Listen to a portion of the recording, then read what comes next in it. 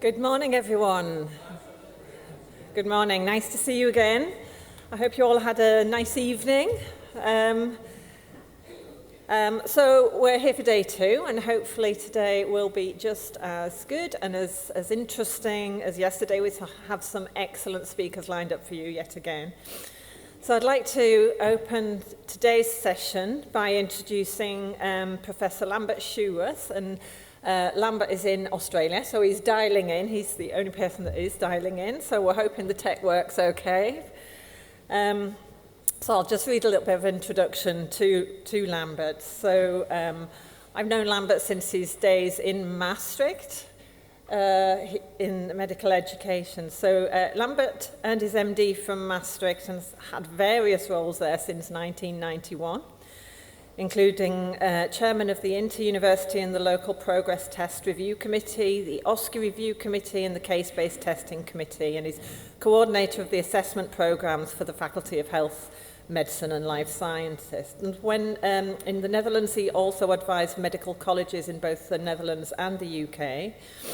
Since 2007, Lambert's been a full professor for innovative assessment at Maastricht University, and from 2011 to 2025, he was strategic professor for medical education at Flinders University in Adelaide, Australia, and he chaired the Prido Health Professions Education Group. He currently leads research and evaluation at NewMed, an innovative medical school initiative in Australia, and advises multiple Royal Australian colleges and Australian Medical Council on assessment. His interests focus on the ethical and effective use of modern technology, including generative AI in education assessment, and Lambert's going to be here today, I hope, to talk to us about AI. Thank you.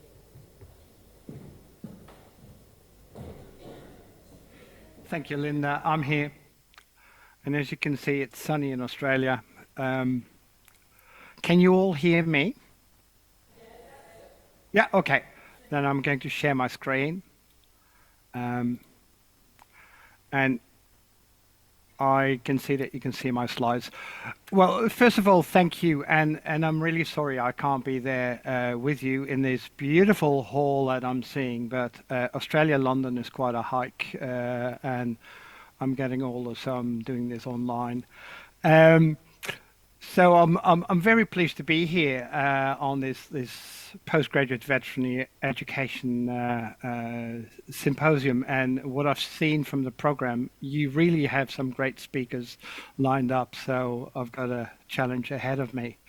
But before I do so, I need to declare a conflict of interest. Linda has talked about my academic roles and as an academic and an educator, I like to talk and share knowledge and exchange ideas. But in a different capacity, I'm also co-director of a for-profit organization that develops AI for education software as a service product, which is called HILS.com. And but I can assure you that I'm not here to sell products. What I will be talking about is absolutely informed by all the work that we've been doing and all the learning that we had to do in that context. I think setting the scene where I am is probably important. So if you look on the internet and you look at all the posts and all the writings and the journal articles and the position papers, there are two extremes. There are people who say that this is scary, this is a hype, this will implode, this is bad, and hopefully it will go away. And the other extreme is people who think this is the best thing since sliced bread and it will solve all our problems. I think I'm in neither camp, of course, and I do realize that there are many issues that are associated with generative AI in education or in society at large, but that it is important to be realistic and to see the upsides, but at least be involved. Whether I like the developments or not, they're here, and I've learned this beautiful English saying, if you're not at the table, you'll end up on the menu, and I don't want to end up on the menu. So that's where I am. Let's put it in a temporal perspective. So ChatGPT 3.5, the first publicly available interface to communicate with a large language model, was released in November 2022. And since then, many of these frontier models like Claude, Mistral, Gemini, and of course OpenAI's ChatGPT have been released. There's a whole plethora. The Chinese come with DeepSeek, and so there are many frontier models, and there are specialized models like literature search models like Consensus and Perplexity and Elicit. And then there are literature mapping AIs like LitMaps or ResearchRabbit or Connected Papers. And the models have rapidly become incredibly strong and incredibly powerful and incredibly multi-layered. But to put that in perspective, so the students who were first-year medical students, and I'm talking about medicine, the first-year medical students when ChatGPT 3.5 was released are only third-year students now. And our duty as educators is to prepare them for a world after registration. So that's another 5 years. And that quip of a Danish politician who once said, "I never make predictions, especially not about the future," doesn't hold here. Our duty is to try to predict or to prepare our students for a future, which is absolutely going to be disruptive. And if you look at the developments in use or types of use of AI in education, and of course, and I've done that the same in 2022 and early 2023, the obvious thing is to use AI as a chatbot, as a glorified chatbot, and basically say, okay, now it can assist or replace the teacher. And then when it was possible to write Claude projects or ChatGPT GPTs or GEMs in Gemini, people started writing those assistants like I wrote a GPT that helps me write MCQs, which is backloaded with all the information about how to write good MCQ items and what not to do and how to make items relevant. And I've got one for OSCEs and for rubrics and to give feedback on the quality of feedback. So that's what we've been doing. But that was still just the idea of replacing existing processes. And where we're now, at least the front runners are completely integrating these powerful tools in their curricula, in their assessment, and instead of having simple linear chatbots, have complex interactive study companions. I'll come back to that. Now, there are 4 popular aphorisms about generative AI, and one is a paraphrase from Arthur C. Clarke, the science fiction writer, who once said that every human that can be replaced by a machine should be replaced by a machine. But the paraphrase means that every teacher or course that could be replaced by AI should be replaced by AI. And actually it goes one step further, because we're already seeing disciplines, not medicine or not health-related disciplines, but we're already seeing disciplines who'd rather have self-taught, self-managed, self-portfolio built applicants than university graduates. So that replacement is happening as we speak. And the second one is perhaps less confrontational, but it says that you won't be replaced by AI, but you are very likely to be replaced by somebody who knows how to use AI. Accenture, the big consulting organization in the US, has recently laid off 61,000 consultants, because the remaining consultants could actually do the work of those 61,000 with the use of AI, and those 61,000 were so far behind that they couldn't be trained anymore. So these are things that are happening, and it is important for me as an educational designer or as an educational developer to take this into account and to think, what does this mean for our future graduates, for our future doctors in my time? So an important lesson from industry is that when disruption happens, and this is seriously disruptive, it's much more helpful to think in your value proposition, and education, typically your value proposition is learning and competence, rather than in processes, like teaching is a process.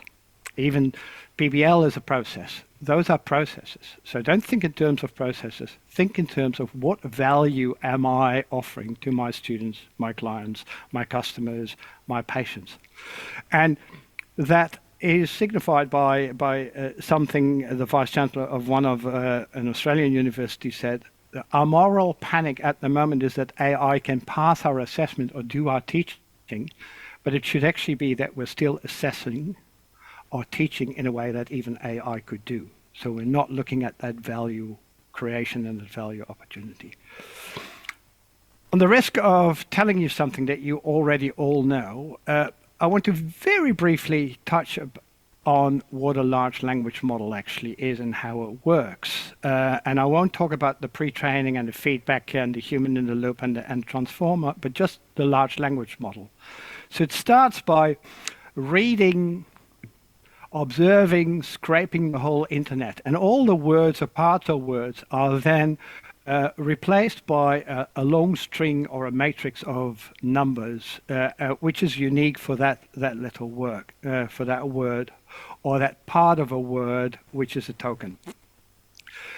That's not just helpful, because what you need to do is you need to understand relationship between those words and probability of relationships. And if I take these four words, dog and elephant and chair and bookcase, it's obvious to you that dog and elephant are more related than, and that chair and bookcase are more related. Dog and elephant being living organisms and chair and bookcase being inanimate objects or pieces of furniture. But if I were to look at size, then actually dog and chair are more related and elephant and bookcase are more related. Now, I can map this in a 2 or a 3-dimensional space and map those relationships and where these tokens sit in that space. But this is only 4 words with 2 dimensions, so the typical modern large language model is based on somewhere between 18 and 20 trillion, so 18 plus 12 zeros, 18 to 20 trillion words, and about 13 to 15,000 dimensions. So it is those trillions of words in a very multidimensional space, which constitutes a large language model. This is important to understand because sometimes I hear people talk about large language models as if it's a library of documents. It's not. It's a sea of words and relationships. And that has a big implication for education, because up until now, all education has always been in this sequence. The content of the curriculum, the course, the knowledge of the teacher is created first, and then the learner or the student engages with it. So the content was there, and then the learner engages with it. With AI-powered learning, it's exactly the opposite. There is this sea of tokens and relationships, and only after the learner has asked a question or entered a prompt is the content or the response generated.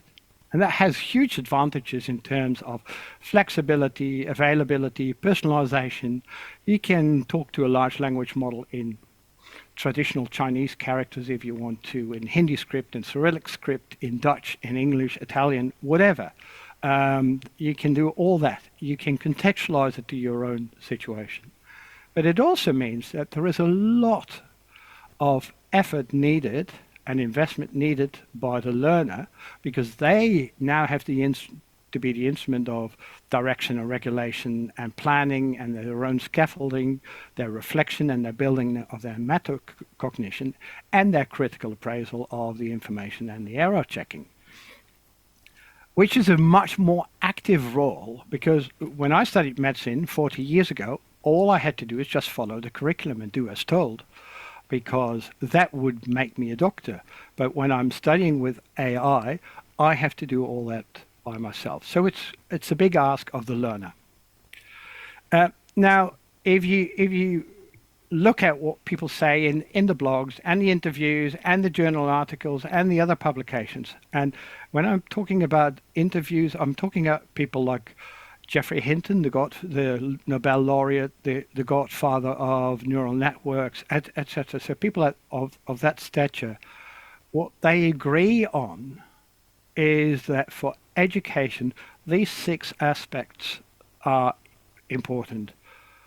education needs to incorporate learning about the tools, but with the tools.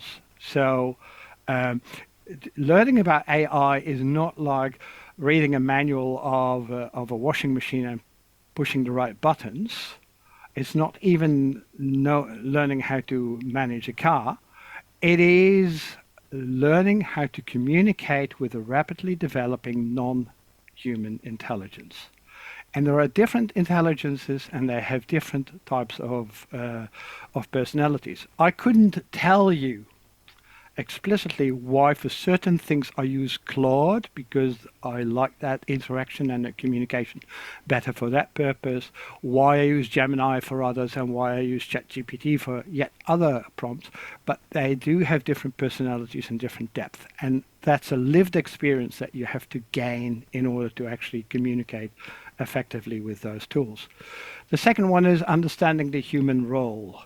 So this is a very powerful set of tools, and it should be used to produce something synergistically that is better than either the human or the AI could do alone. It's that synergy. So from an educational point of view, our challenge lies in how can we use AI in conjunction, in combination with human teachers, to produce learning that is better than we could ever do before, or competence that's better than we could ever do before.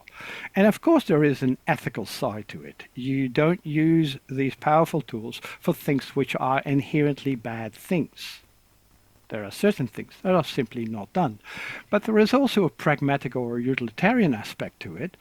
The AI is resource intensive. And if you use it incorrectly or frivolously or for the wrong purposes, you're actually wasting energy. By the way, if you send lolcat pictures around in the internet, you're wasting energy as well. So we're used to using trivial or wasting energy for trivial things, but with AI that becomes even more important to make sure that when you use these energy using and water and resource using technology, that you use it for the right purpose and you use it well. What it has made worse or stronger or more pronounced is that when I studied medicine 40 years ago, knowledge was expensive, hard to come by, and scarce. Now, knowledge or information is abundant, easy to come by, and cheap. But the distinction between what is pure information and might be shallow, biased, monoperspective, or even plain misinformation, and what is relevant knowledge, insight, and understanding, and what is true or defensibly true knowledge, that distinction has become bigger. And that's not purely AI. Every influencer may tell you nonsense. Advertising tells you incorrect information. Politicians put spin on things. So we're surrounded in a world where we have to learn to discern information from knowledge. And the way we do this, and the way we learn to do this, is by building associative networks. So not the deep canonical knowledge. I have almost an encyclopedic knowledge on one discipline, but to have well-organized knowledge networks that can be connected to actually check information from various sides to see whether it's relevant, possibly plausible or not. And then finally, there is the agency balance. You can outsource many things to AI, but you have to always be very deliberate in what do I leave to my AI and what do I keep under my own control. To give you a bit of a simple example, before I've ever used SPSS, I did the statistical analyses by hand because I wanted to understand how they work. I wanted to understand how a t-test worked, so I did it manually on a small data set. Only then was I willing to outsource the analysis to SPSS and press the button? But I still never allow SPSS to the results analysis for me or the interpretation of the results for me. That is my agency. So that balance in who has agency for what is something that our students will need to learn as well. Now, this is still an educational approach that I see very often, where education is basically focused on stashing as much knowledge or competence or skills in the biological cognition of a student, and the assessment then has to be without any tools because it's about the biological cognition in essence. And therefore, when students use AI during their assessment or their assignments, it's seen as laziness or cheating or cognitive offloading or fraud or whatever you want to see it. But this is not the situation. This was a situation when I studied. This is the pre-internet situation. The current situation is a student who is heavily technology afforded. They've got access to free information, free teaching, free YouTube videos about anything that you want to see, that have free communication, generative AI, open access, and study companions. They've got all that. And not only that, their future patients will have this as well. And there are already very well tech-savvy patients who do their own lit research and use copilots to translate the academic jargon into layperson's knowledge. And then they come to their GP and they actually know more about the latest literature than their GP. We have to train our students to deal with those patients. So in developing and redesigning education and adapting, it is important to bear in mind and keep abreast of on top of all the technological developments, the educational disruptions and the societal disruptions, but still heeding the educational evidence about human learning, how it works, etc. And that's where the adaptation sits. Now, what we really want to prevent is the educational collapse where the teacher generates the assignments or the multiple choice questions with the AI, and then the student produces the assignment with AI, and the teacher generates a rubric with AI and uses another AI to generate the feedback and the marking, and then the student uses an AI to summarize that feedback and pipe it automatically in the notes program, and no learning was harmed in the making of this process.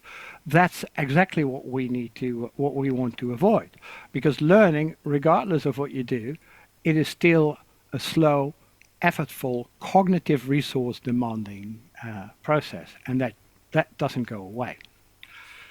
So let me end up with, because this is all philosophical and abstract, let me give just a couple of illustrations what that would mean in practice. Well, first, from an educational point of view, if I simply think about education as a process, the teacher tells you what you need to know, and the teacher tells you what the boundaries of relevance are, and within those boundaries, what is true and what is wrong, then of course your AI is just a simple chatbot. And then of course you are concerned with AI hallucinating and giving you false or biased information, not realizing that teachers may give you biased information, that journals may give you biased information, that guidelines need updating over and over again. But that's the mindset of pre-internet education. If you want to leverage and have that synergy, then you actually want to use AI to make sure that your students approach what they learn from all sides. If you learn about gout, you can use a tutor, but if you want to explore gout over or internal medicine over a period of time, you can use your coach and your study guide. You can assess yourself with the assessor and challenge yourself constantly. You can role play with patients, and therefore that gout is not something that you simply hear in a lecture or simply read, but a gout is something that you approach from a multimodal way. I would almost call it a more programmatic approach to using AI. And then your AI becomes a study companion, which has all these modes and all these functionalities and guides the student in in really actively engaging with the topic. Of course, you would never do that without a human involvement, but the human role is now the mentor and the guide, dealing with the uncertainties, the emotions, the tacit knowledge, the lived experiences. And that's where the human mentor comes in, which is a far more human role than teaching to a lecture theatre, which also can be done by a YouTube video. Now, here are some illustrations of what you can do. Well, you can focus in written assessment if you can focus on integrating that knowledge. And here's one of the things that we are exploring at NewMed, where we say, well, here's a situation.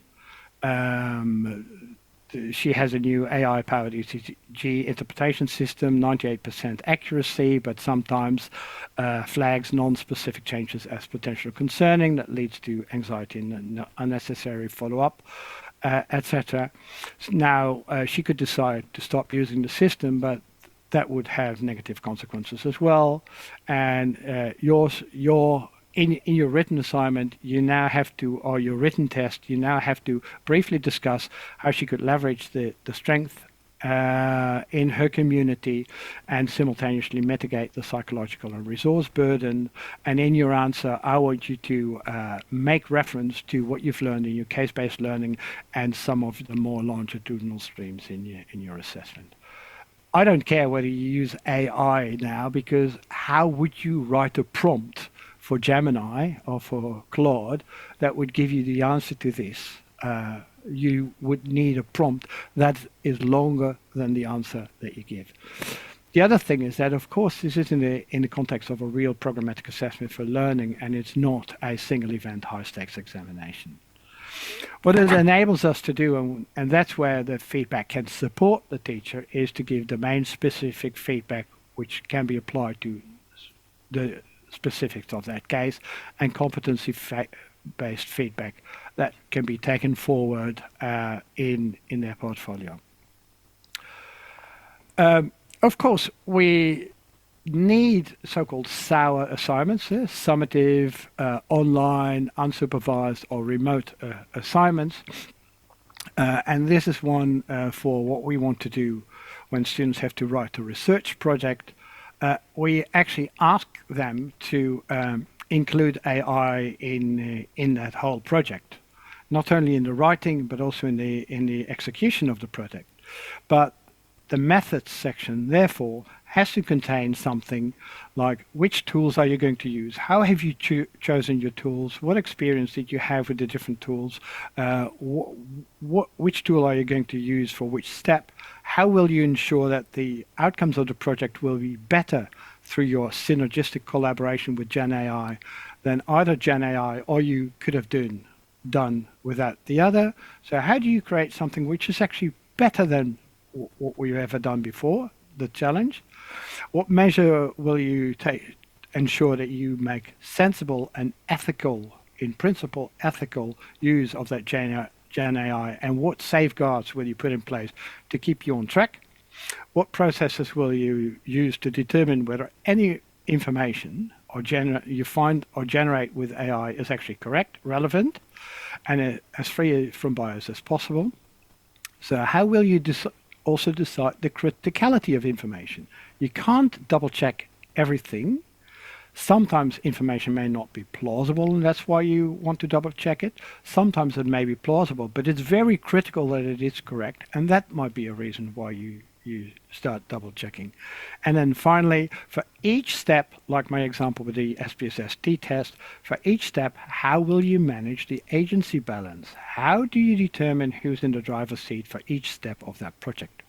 So these are examples or attempts that we are doing, using in our assessment program, to focus on these things. You learn about the tools with the tools, you understand the synergy, you understand the ethics, you are constantly vigilant about which information needs to be double-checked because it might be wrong or because it's so important, and you build associative knowledge by being in control and in the driver's seat. Thank you very much.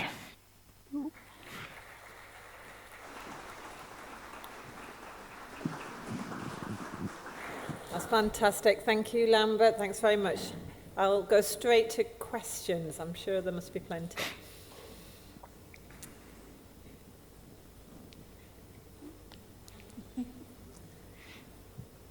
Like an early evening.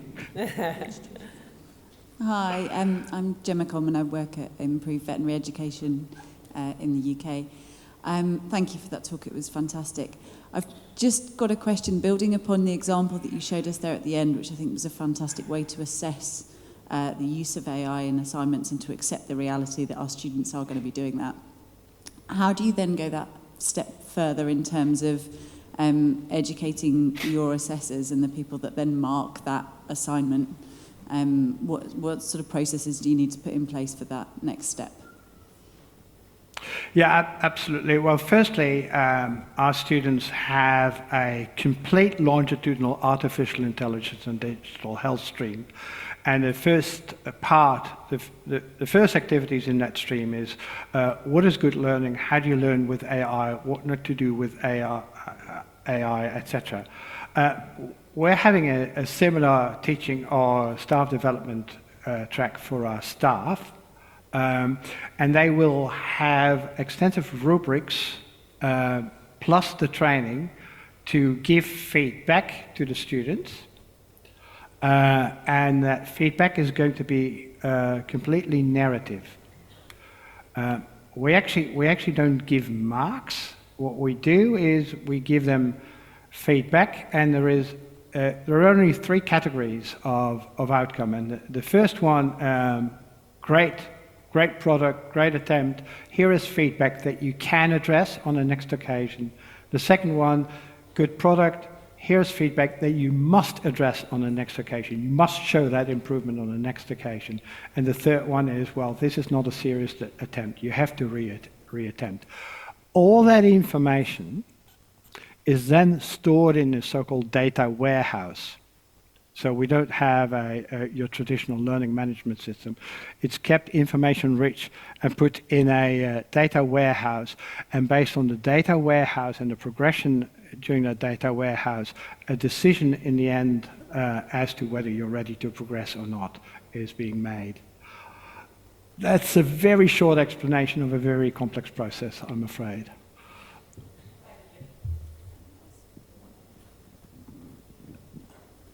Thank you so much. That was a fantastic presentation, so interesting. So you gave this example of a person going to a doctor, and I think we've all experienced that, where you go to a doctor and you're super prepared and you've looked up everything and you're ready. And the doctor basically relies on their memory and their experience, obviously, to then basically almost be tested by you on what you have found online. Like, well, there's a paper from 2025 that shows this and that. And, you know, the chances are that they didn't have a chance to read that at breakfast. So how do you see that interaction changing and developing, and how do you see in clinical practice doctors changing the way they respond? Or veterinarians, obviously. Oh, veterinarians, yeah. I'm staying with medicine because I know very little about veterinary medicine. But what the educational programs therefore need to do is to prepare our future doctors for that, and that's what we're doing. We role play these things, and we develop with them a set of strategies. How do you deal with that patient? But also a reflection, okay, what's my value as a doctor? If my value as a doctor is not to make the diagnosis and call the shots about the management plan, because the patient has already made the diagnosis or brings a lot of knowledge, how do I partner with my patient? I can give you an example. A friend of mine, she had a gynecological question which was very complex, and she did a consensus search on the latest literature on the issue. She read the literature, summarized it for herself, and thought about what does this mean for my situation. Then she went to our GP, who is fabulous, by the way, and together they nutted out. They decided on a management plan, and it was completely co-created management plan. So that's a mindset that we want to train our future doctors in. well, these are patients, and this is not Dr. Google, this is a patient who is really well informed, but they are informed on theoretical knowledge, while you, hopefully, as a doctor, are informed with that practical knowledge, that practical wisdom, and how do you combine those? So you get a shift from the pure technical cure-oriented perspective to a more care-oriented perspective. Did I answer your question, or did I talk around? Yeah.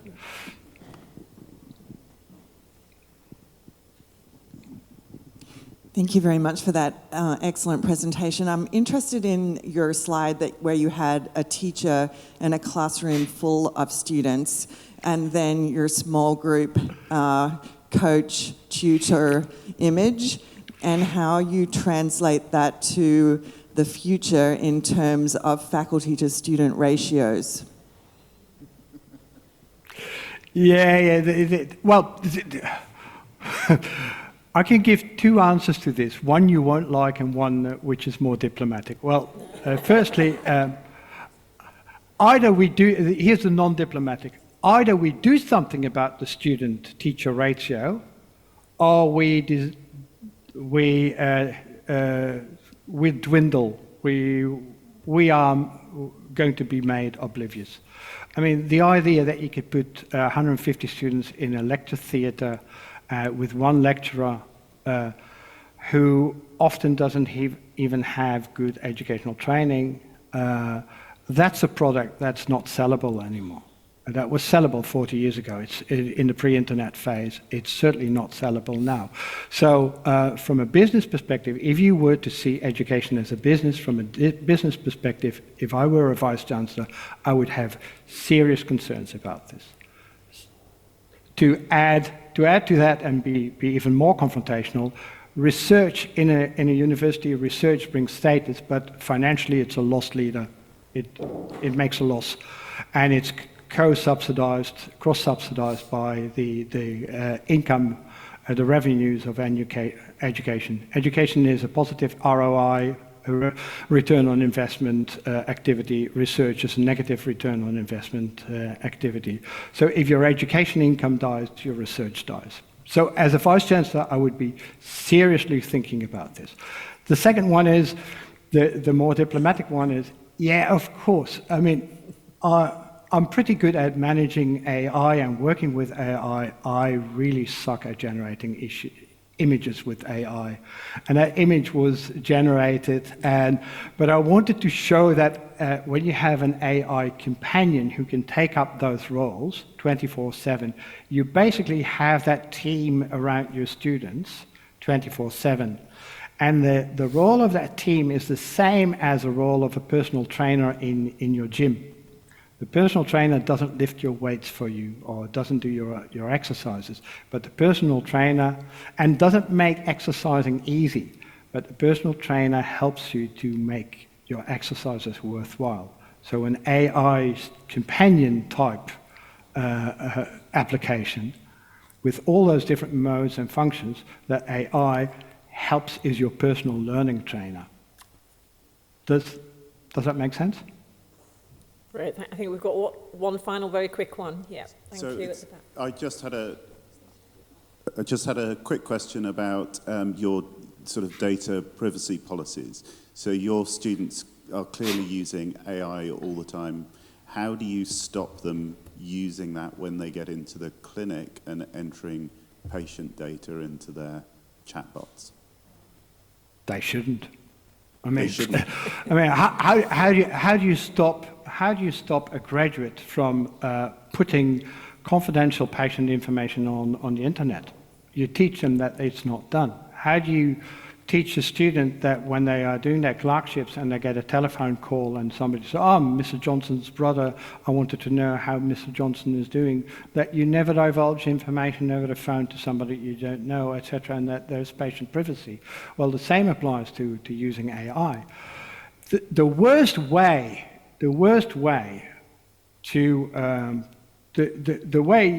most likely or the most probable way that students would make those mistakes after graduation is if we've never teach them how to use AI during education. Lovely.